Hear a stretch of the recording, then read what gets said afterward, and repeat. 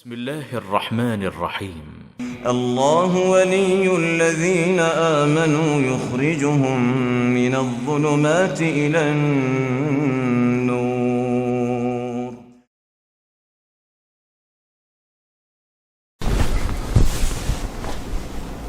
السلام علیکم ورحمۃ اللہ وبرکاتہ. نحمدہ ونصلی علی رسولہ الکریم. اما بعد. معزز ناظرین کرام، السلام علیکم ورحمۃ اللہ وبرکاتہ. شوگر کی بیماری عام ہے اور بہت سے مریض شوگر کا ٹیسٹ لیتے ہیں، خون نکال کر وہ دیکھتے ہیں رمضان کے ایام میں اور روزے کی حالت میں کہ ان کی شوگر کتنی ہو رہی ہے. شوگر چیک کرنے سے کیا روزہ فاسد ہو جاتا ہے یا روزہ ٹوٹ جاتا ہے؟ اس سلسلے میں آپ کی خدمت میں یہ سعادت حاصل کر رہا ہوں کہ کچھ نصیحتیں ایسی بھی ہو تاکہ ہمارے بیماروں کو راحت مل سکے. كمية معينة إذا زاد الإنسان عليها بيعتبر هذا مفطر، إذا كانت أقل. خون لینے کے بارے میں ہی کہا جا رہا ہے کہ جو ہم چیک اپ کراتے ہیں، کیا اس کی خون کے قطرات لینے سے یا خون نکلنے سے جسم میں کیا روزہ ٹوٹ جاتا ہے، فاسد ہو جاتا ہے؟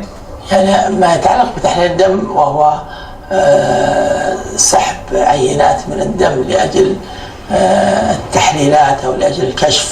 یہ جو ٹیسٹ لیے جاتے ہیں لیبارٹری میں اور میڈیکل پوائنٹ آف ویو سے شوگر چیک کی جاتی ہے یا دوسرے امراض کا تعین کیا جاتا ہے روزے کی حالت میں، أو لأجل التبرع، یا پھر خون نکالا جاتا ہے خون ڈونیٹ کرنے کے لیے، لا يؤثر في الأصل على صحة الصوم. شیخ فرما رہے ہیں کہ یہ روزے پر اثر انداز نہیں ہوتے ہیں. حقیقت یہی ہے لأنه ليس مما جاءت النصوص به، کیونکہ ان پر کوئی نص، کوئی دلیل اس بات کی نہیں ملتی کہ ایسا کرنے سے روزہ فاسد ہو جاتا ہو. أنه من المفطرات. یہ مفطرات میں سے نہیں ہے، ما جاء من حديث الحجامة وقول، کیونکہ جو حدیث بیان کی جاتی ہے حجامہ والی، حجامہ کرانے سے روزہ ٹوٹ جاتا ہے، اس کا تعلق حجامے سے ہے. جماعة من أهل العلم إن الحجامة مفطرة يقصرونها على الحجامة فلا يلحقون بها. اس حجامے والی حدیث کو صرف حجامے ہی تک اہل علم نے محدود کیا ہے اور کہا کہ اس کا تعلق چونکہ حجامے سے ہے تو حجامہ کرنے سے روزہ فاسد ضرور ہو جاتا ہے، البتہ خون ٹیسٹ کروانے سے یا بلڈ شوگر چیک کرنے سے روزہ نہیں ٹوٹتا.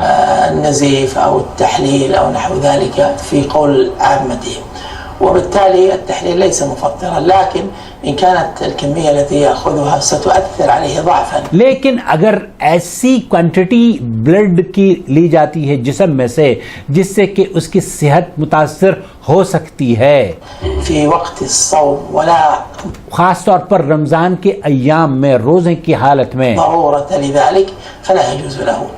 پھر تو اس کے لیے جائز نہیں ہے کہ وہ ایسے رمضان کے ایام میں ایسے خون کو ڈونیٹ کرے یا اتنا خون اپنے جسم سے نکلوائے جس سے کہ وہ اس کی صحت اثر انداز یا متاثر ہو سکتی ہو اور وہ روزے کو اثر انداز کر دیتی ہے. انه سيسحب منه ما يكون معه فطر، لابد ان يكون معه فطر حتى يتوقع خطر نقص الدم. فهنا إذا كان مضطرا الحمد لله، فمن كان منكم مريضا أو على سفر فعدة من أيام. کیونکہ اگر مریض ہے تو وہ اپنے روزے کو مؤخر کر کے دوبارہ رکھ سکتا ہے جب اس کو اللہ تعالیٰ شفا دے دے. أما إن كان غير مضطر أو لا حاجة إلى هذا، یہ ایمرجنسی کی بات کی جا رہی ہے، ایسی اضطراری کیفیت کی جبکہ آپ کو کوئی کام کرنا ہے، ٹیسٹ کرنے ہیں، رمضان کے دن ہی میں ٹیسٹ کرنا ہے. بہتر تو یہ ہے کہ ایسے جتنے بھی ٹیسٹ ہیں ان کو آپ رات کو کروائیں. يكون السحب في المساء، ففي هذه الحال لا يفعل وقت الصيام لأنه يعرض صيامه للفساد. لكن من حيث لو فعل وصام صيامه صحيح الحمد لله. لیکن اگر کوئی شخص یہ کرتا ہے کہ وہ روزے کی حالت میں ٹیسٹ کروا لیتا ہے اور اس کی صحت پر اثر انداز نہیں پڑتا وہ اور اتنا خون نہیں نکلتا کہ اس کو صحت کی خرابی کا خدشہ پیدا ہو جائے تو اس میں کوئی حرج نہیں ہے. إذا زاد الإنسان عليها بيعتبر هذا مفطر، إذا كانت أقل؟ يعني ما يتعلق بتحليل الدم وهو سحب عينات من الدم لأجل التحليلات أو لأجل الكشف، نعم، أو لأجل التبرع، لا يؤثر في الأصل على صحة الصوم، لأنه ليس مما جاءت النصوص به. وہی دوبارہ سے شیخ فرما رہے ہیں کیونکہ نصوص موجود نہیں ہے کہ روزے دار کے جسم سے خون نکلنے سے یا ٹیسٹ کروانے سے وضو ٹوٹ جاتا ہو، تو اس کے نصوص نہ ہونے کی وجہ سے اہل علم کا موقف یہ ہے کہ ٹیسٹ کروائے جا سکتے ہیں، البتہ اس دائرے میں رہتے ہوئے جب کہ آپ کو کوئی نقصان نہ ہو، آپ کسی مرض اور صحت کے نقصانات سے دور رہتے ہوئے آپ یہ سب کچھ کر سکتے ہوں. اور اگر بہتر یہ ہے جیسے شیخ نے فرمایا کہ رات کو اگر کیے جائیں تو زیادہ افضل ہے. اللہ تعالیٰ ہمارے بیماروں کو شفا عطا فرمائے، تندرستی عطا فرمائے، سلامتی عطا فرمائے، اور اللہ رب العالمین ہمارے سروں سے اس خوف کو، کرونا کے خطرے کو اور اس ڈر کو ہم سے اٹھا لے اور ہمیں امن بخش دے. آمین یا رب العالمین. والسلام علیکم ورحمۃ اللہ وبرکاتہ. اللہ ولی الذین آمنوا یخرجهم من الظلمات إلى النور والذین كفروا أولیاؤهم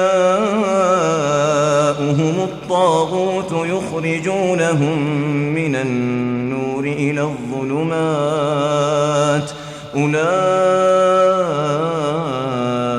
أصحاب النار هم فيها خالدون.